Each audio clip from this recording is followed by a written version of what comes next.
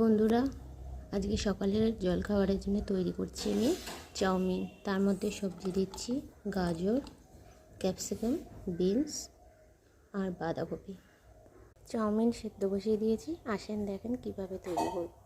দেখুন বন্ধুরা, সবজিটাকে ভালো করে ভেজে নেব। এর মধ্যে আছে পেঁয়াজ, কাঁচা লঙ্কা আর সব রকম সবজি।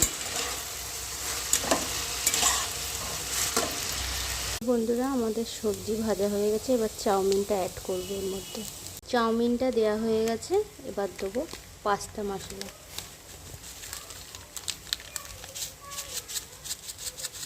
ভেজে রেখেছিলাম ডিমটা দিয়ে দেবো।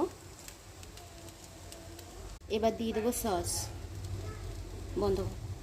আমাদের চাউমিন রেডি। বন্ধুরা, আমাদের চাউমিন রেডি। অবশ্যই তোমরা বাড়িতে রান্না করে ট্রাই করে দেখবে, ভালো লাগবে তোমাদের। কমেন্টে বলবে কীরকম লাগলো।